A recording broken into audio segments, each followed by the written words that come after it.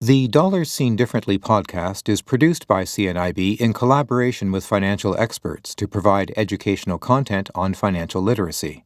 The information provided in this podcast is intended for educational purposes only and should not be construed as personal financial advice. The views and opinions expressed in this podcast are those of the individual speakers and do not necessarily reflect the official stance of CNIB. CNIB and its affiliates shall not be held liable for any actions taken by listeners based on the information provided in this podcast. Listeners are solely responsible for their financial decisions and should exercise caution and discretion when implementing any strategies discussed in the podcast.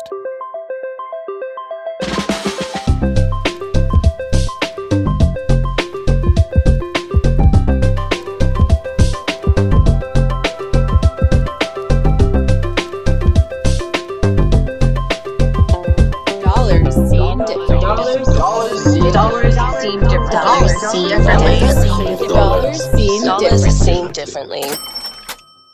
Hello, everybody, and welcome to the Dollars Seen Differently podcast. My name is Ryan Hui, and I'm hosting again, welcoming you all back in to talk money. Hope you're all doing well. We have some amazing guests for you today. We have the Disability Alliance BC, and we're joined here by Shahari Saremi and Cynthia Min. Welcome in, guys, and thank you all for joining us. So I'm wondering, can you tell us a little bit about your organization and where people can find you online? Yeah, Disability Alliance BC, we've been around since 1977. We're a cross-disability organization that champions disability issues through advocacy, research, direct service, and support. We offer core programs that help people with disabilities access provincial and federal disability benefits. We also help with income tax filing, accessible housing, and legal support, among other projects as well. And we can be found at our website at www.dabc.ca. Thank you so much for that. And we're excited to have you here today because we're going to be talking about the Disability Tax Credit and Canada Pension Plan Disability. So I'm super excited. You guys want to jump in and let's do this? Start off with the Disability Tax Credit. The Disability Tax Credit, or DTC, is a non-refundable tax credit, and that's for those with severe and prolonged mental or physical restrictions. If you're eligible, the DTC helps reduce the amount of taxes that you or maybe someone that supports you owe, and you can claim the tax credit for up to 10 years before applying. Even if you don't owe any income tax, the DTC is a very important credit to get because it helps you get other important benefits like the Canada Workers Benefit Disability Supplement, the Child Disability Supplement, Home Accessibility Tax Credit, or Registered Disability Savings Plan, which is a long-term savings plan that allows those under 49 to access up to $90,000 in government contributions. This year, the DTC also allows you to apply for the Canada Dental Care Plan, which provides additional dental coverage, and the DTC is also named as a primary way that you can become eligible for the upcoming Canada Disability Benefit, a monthly benefit for people with disabilities with low income, set to start in July 2025. So, who can apply for the Disability Tax Credit? Well, to be eligible, your condition must be considered prolonged and severe. And I know this means different things at different applications. But in this application, prolonged means that your condition has lasted or is expected to last 1 year. And the CRA defines severe as being restricted in certain activities of daily living or as requiring life-sustaining therapy that takes up a lot of your time.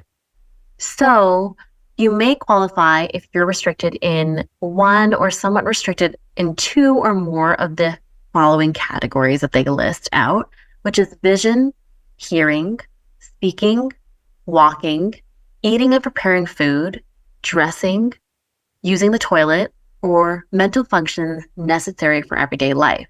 So you may be able to qualify if you're restricted in one, which means you can't do an activity, takes a lot of time to do an activity, or you need a lot of support to do the activity, or you're somewhat restricted in two or more of the activities and you're just restricted a little bit less.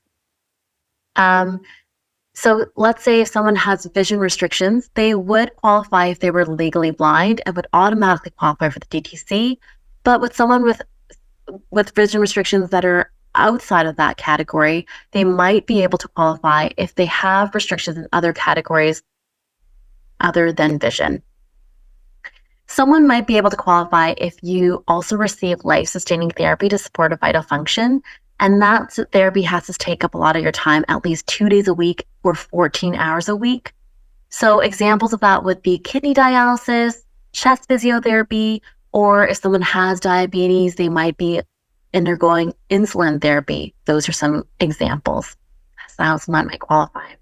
So you bring up an interesting point. I want to ask you a follow-up question to this. So is there a review? So let's say it's not considered prolonged as you certainly described it there. Is there a space where you could be approved for X amount of years and then it's revisited and you can apply again, or you have to go through some sort of checkup, so to speak? Yeah. So I think what you're asking is, let's say someone's condition is not lasting a year. Is that what you mean? Correct. Yes. Right. So unfortunately, it does have to be consecutive. It has to be 1 year that something has lasted consecutively.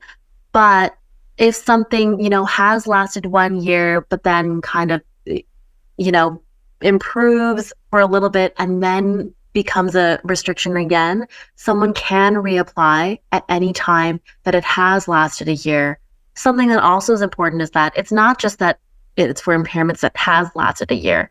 If your condition is expected to last 1 year, you can apply starting whenever that happens. So let's say you have a restriction that's expected to last at least 1 year, but you're on month 2, you can still apply for the DTC because it's still expected to last that full period. Interesting. And I have another question here. So can a parent apply on behalf of a child, or can a caregiver apply on behalf of a child? Yes, absolutely. Parents with children under 18 can apply for their child with the DTC. If they are a legal representative of their child and their child's over 18, they can still apply on behalf of that child. But let's say their child is over 18 and the parent is not their legal representative, you can still help their child apply, but the child would have to be signing that application and making sure that they are the ones applying for the DTC. But something to keep in mind is if you are providing financially for a child or family member of any age, you can actually transfer any unused amounts of that tax credit onto your own taxes for a tax reduction. Oh, really? That's interesting. Now, something came up as you were explaining that to me. So if you're talking about this, let's use the child example. If the child is 17 and let's say their condition or their disability that they have has been there for 10 years, but the family didn't know, can you apply and backdate it, or is it from the point of the application date? Yes, great question. So if someone has been living with their disability for a long time, but they didn't apply for the DTC for any number of reasons, they can actually backdate that DTC for up to 10 years before they apply. Okay. So that's really good to know. I bet a lot of our folks out there listening won't know that. And another question I have here, if someone doesn't have a job, or if maybe they're retired, are they still eligible, or can they still apply? Absolutely. The best part about the DTC is that unlike other benefits, this credit is open to everybody. So that means it's open to you no matter your income level or your age. So someone can help their child apply as soon as they're born, and they can apply into their old age. The thing you have to be careful, though, is that there are a number of benefits that are connected to the DTC, and they might have their own eligibility criteria. So that's something to keep in mind as you apply. And what information is needed when I'm applying? Yeah, so this application, to apply, the application that you'd have to use is Form T2201. It's also called the Disability Tax Credit Certificate, and it comes in 2 parts. So Part A of the form is all about the applicant and anyone else claiming the credit. So for the applicant, just fill out your personal information, and for caregivers, detail how you support financially with food, shelter, and clothing. And the key word there is financially. So examples are buying groceries, providing money for clothes, paying part of rent, or living together and sharing expenses. What is not included in this would be emotional support and things like that I'm sure caregivers do provide, but maybe not be relevant for this part of the form. Then Part B of the form is filled out by a medical practitioner. So physicians and nurse practitioners can fill out any section of this form. But the nice part about this form is that other health professionals like optometrists, audiologists, speech language pathologists, psychologists, occupational therapists, or physiotherapists are able to fill out the form if you have restrictions in certain categories. So someone with vision restrictions can go to their optometrist to fill out the vision category of this form. Sometimes you might find that your medical practitioner does not have access to your daily restrictions at home. So you might want to prepare for your appointment and tell them about your restrictions when speaking to them about the form. And we have a few tips. We like to tell our clients that eligibility is not based on diagnosis alone. So even if you have a diagnosis, make sure you provide specific examples about how you're restricted. And when thinking about examples, you want to compare yourself to someone your age without the same restrictions. So what's functionality like in comparison? You might ask yourself, how severe are restrictions? Are you unable to perform an activity? Does it take you longer to perform that activity? Do you need reminders, assistance, support, or supervision to complete any daily activity? Your medical practitioner might also charge a fee to complete the form. That's something that we see with a lot of people that are asking their doctors, for example, to complete a form. You might remind someone that you are not in that position to pay out-of-pocket fees if that's the scenario you're living with. And remember, if that's the scenario you're living with, you're still entitled to a completed form, whether or not you can pay right away. And the last tip I have is to keep copies of your original application and any supplementing material you might have, because you might need them later.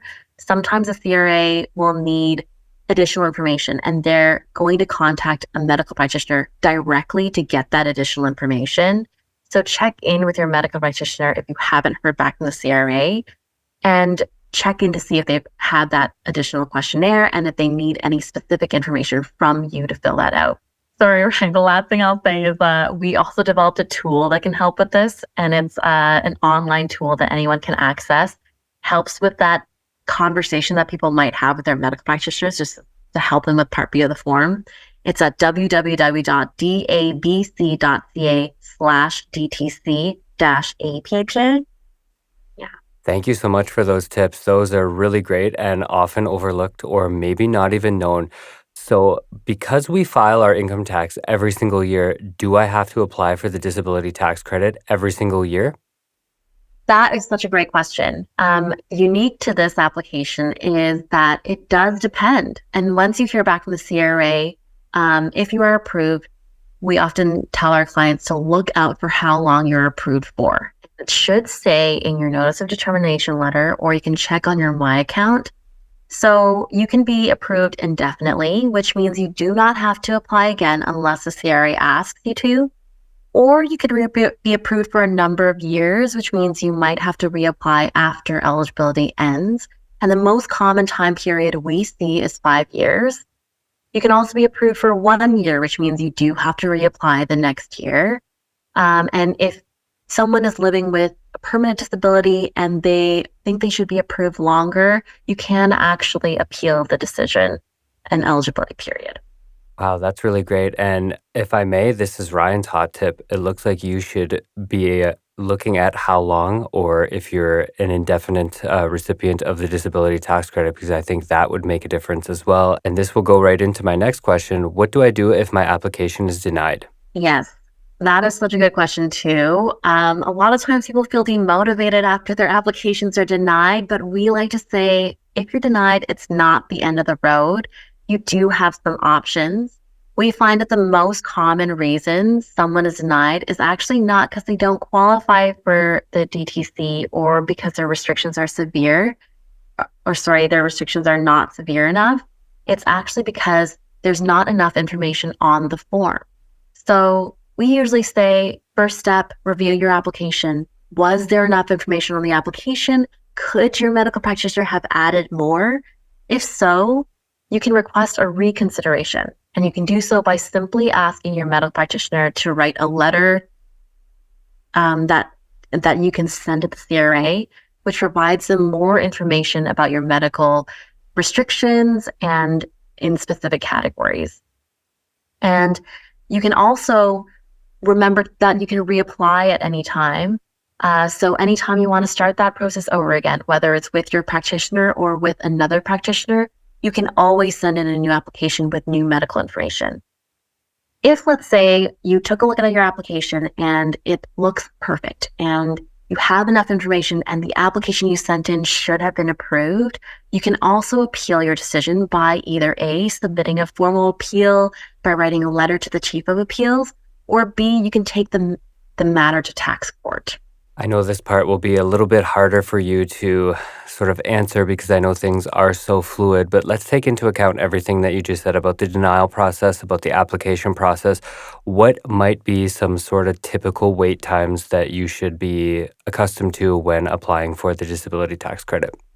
Yeah, it definitely varies throughout the year because the CRA can have busy periods too. What we usually see is a normal processing time period is around 8 weeks.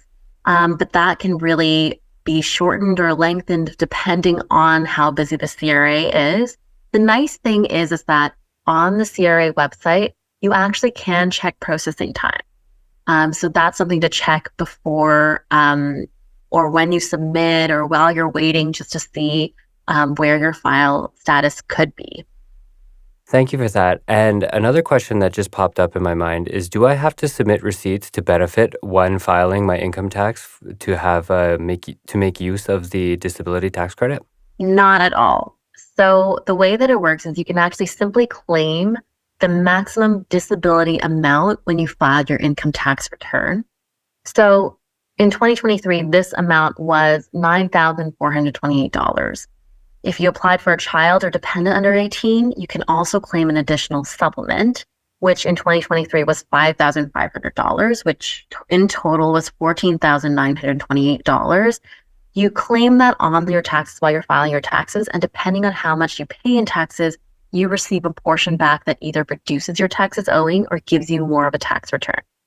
That's great information. Thank you so much for all of this. And can we please remind our listenership out there of the tool and where they can find it to help them if they're looking for some help with getting this process started? Absolutely. Our tool can be found at www.dabc.ca/DTC-APP. That's www.dabc.ca/DTC-app. Amazing. And now we're going to get into another topic that's really near and dear to a lot of people out there, and they have a lot of questions, the CPPD, or the Canada Pension Plan Disability. So thank you once again, and we're going to move forward with that.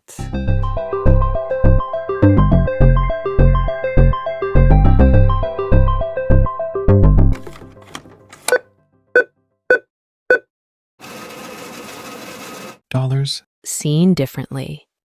Who is eligible for the Canada Pension Plan Disability Program? Yeah, to be eligible for CPP disability, you have to be over the age of 18, but under the age of 65, and you have to have made contributions to CPP. So you have to have either contributed to CPP for the current last 4 out of 6 years, or the last 4 out of 6 years before your disability became so severe that you were no longer able to work. You have to have a severe and prolonged disability as defined by CPP legislation.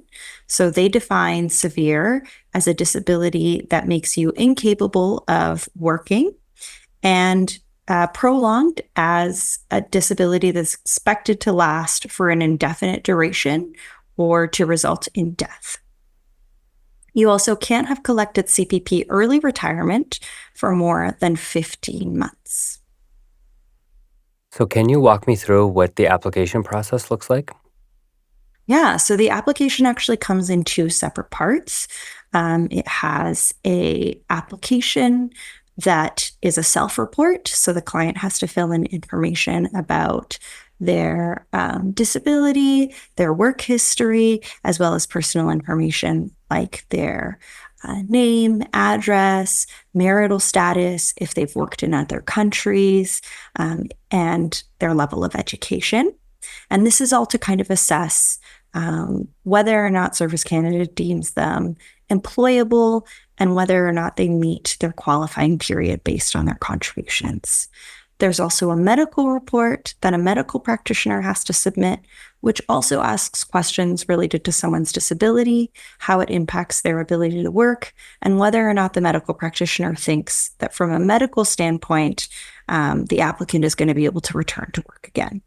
And these can either be sent in together, like completed at the same time and then mailed in together to Service Canada, or sent in separately. So an applicant can fill in their self-report and send it in, and then the doctor can fill in their portion and send it in separately. So it's not just based on being a person living with a disability, but there's also the contribution piece. So there's two sets of items that you have to be eligible or that you have to meet in order to, I guess, be eligible for the CPPD benefits.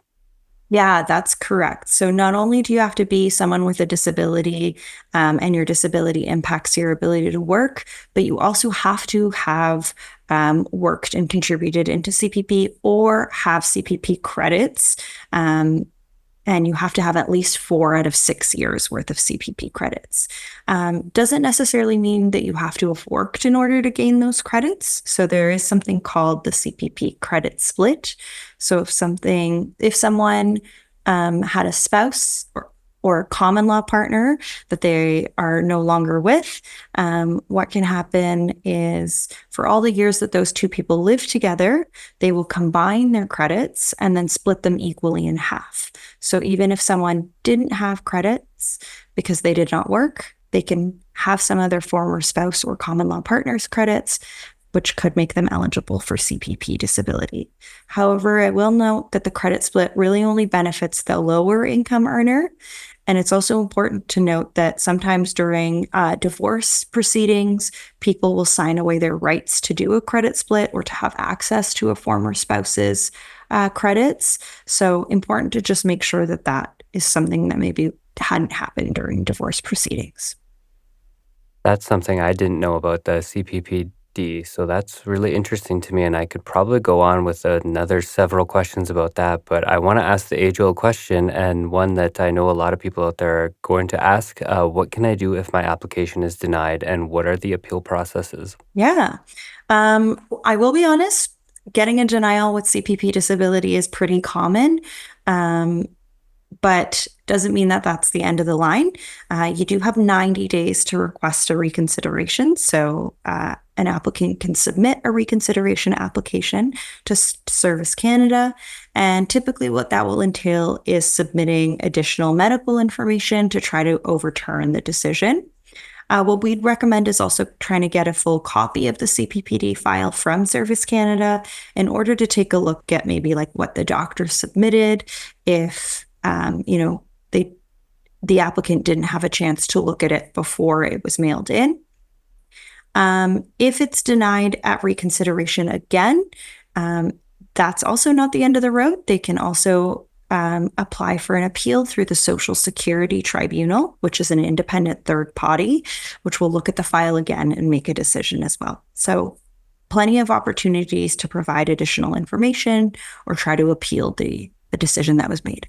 You said something that struck me there. So 90 days from the date of the letter that you would receive in the mail, because it's my understanding that everything is handed down, all the decisions are made, and it's only a paper copy. So it's only mailed directly to your home or your apartment, those sorts of things. Or has there been changes where things are now done through email? Because I think the date on the, we'll say, non-acceptance letter would be very important in this case. Yeah, we are finding that Service Canada is tending to phone a lot of people to let them know that they've been denied, but it's really 90 days from the date that's on the letter. However, I will note that people can always, as long as that reconsideration application goes in before the 90 days, they can always ask for additional time to send in further documents. So that 90 days is just to make sure that reconsideration application is submitted. They can always then let Service Canada know that they need additional time to gather information from the doctor and to submit any new information that they want to provide. Perfect. And in conjunction with that question, can you also be eligible for CPPD, or can you receive CPPD when you're receiving other maybe provincial supports for maybe being a person living with a disability or some other sort of supports that are offered within your province? Yeah, that's a fantastic question. You definitely can, and in fact, you might even be forced to. So the one really nice thing about CPPD is it's not based on any other sort of income that you have coming in other than personal, like employment income that you're making from working. So that means someone can apply for CPPD regardless of having like other sources of passive income coming in. However, what typically happens is other kind of benefit providers will force people to apply for CPPD to offset some of their own costs. So what I mean by this is, for example, like a long-term disability benefits insurance provider or the provincial PWD, Ministry of Social Development and Poverty Reduction, will force people to apply for CPPD in order to maintain their benefits, so that if they're approved for CPPD, what they'll do is actually deduct CPPD dollar per dollar from their other source of income. So for example, if someone's on PWD benefits, the Ministry of Social Development and Poverty Reduction will tell them to apply for CPPD. And if they're approved for CPPD, whatever they make off the CPPD, they'll deduct directly from their PWD benefits. Oh, that's really interesting. So it's not like, in a sense, where you could double dip. I mean, you would get both. However, it's going to sort of equal itself out, if I could say that in kind of a layman's terms. It's not this plus that. It's sort of a combination of the two to top you out. Yeah, unfortunately, it typically doesn't mean more money for anyone. The only kind of exception to that rule is that CPP disability does come with a child benefit portion. And the child benefit portion is not deducted off of provincial disability assistance. So if someone is receiving CPP disability and has a child that's under the age of 18, that child benefit, they will not have deducted from their provincial PWD benefits. I know earlier on you said that there's two sort of things that are needed to be eligible. You need to have contributed, and you also need to be somebody that's living with a disability. So can I receive CPPD if I have never worked before? I just wanted to confirm this answer. Yeah, technically, yes. So if we talked about that credit split option before. So let's say someone hasn't worked at all, but they have a former spouse or common law partner who did work while they were together. They can do that credit split application, get half of that person's credits, and then be able to apply for CPPD. But if someone has never worked at all before and doesn't have a former spouse or common law partner, then unfortunately they wouldn't qualify for CPP disability. But if someone, for example, worked and lived in a different country and then moved to Canada and wanted to apply for CPPD, one thing to check is also that Canada has social security agreements with a lot of different countries. And so if someone worked in a different country, they can transfer some of their credits from another country over to Canada to make them eligible to apply for CPP disability. So it's not solely based on work in Canada then either? Yeah, absolutely. Gonna put you on the spot. Could you maybe name a few of those countries just for our listeners out there?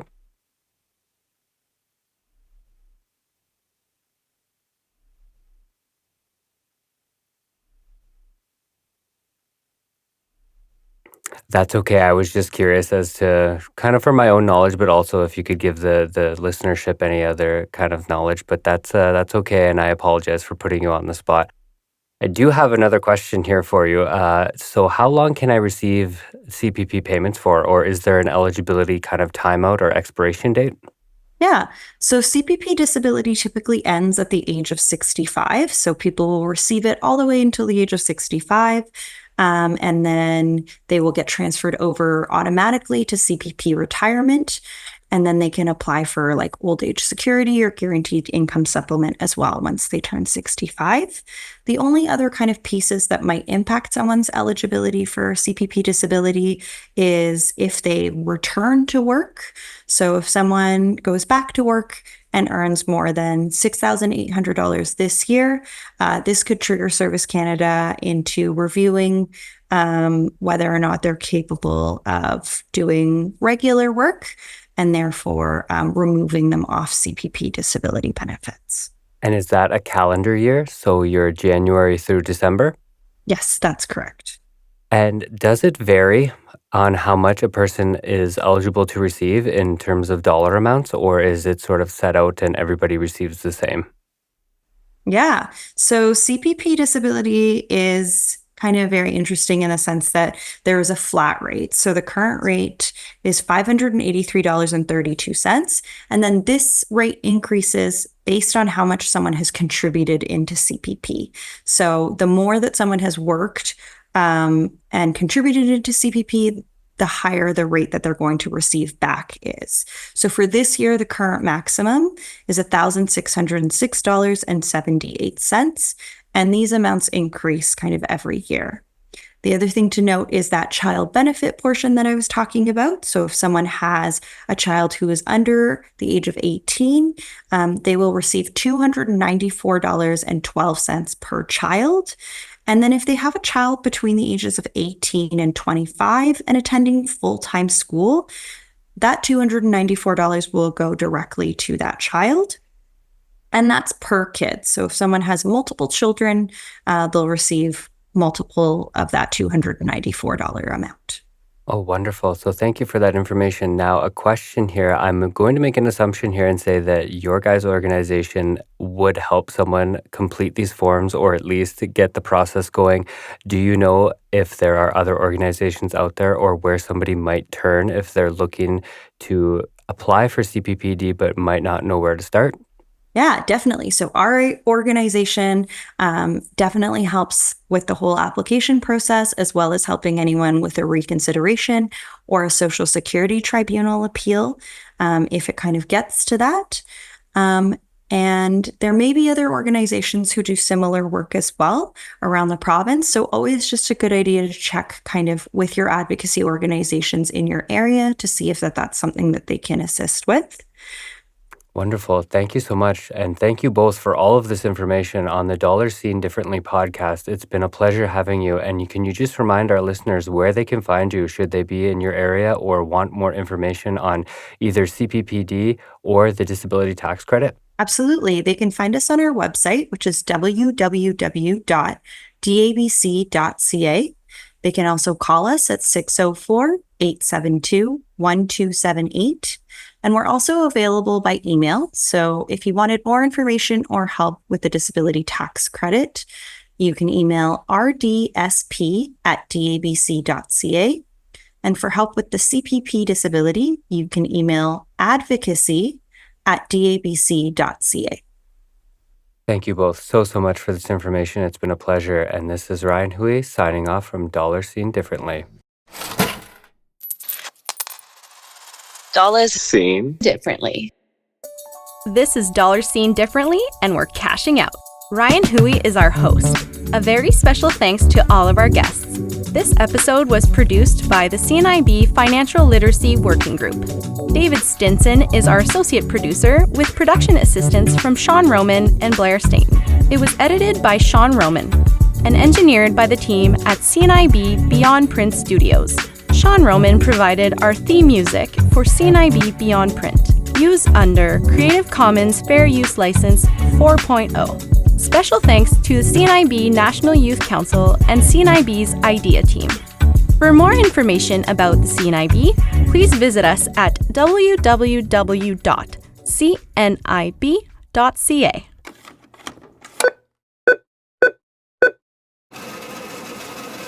Dollars Seen Differently.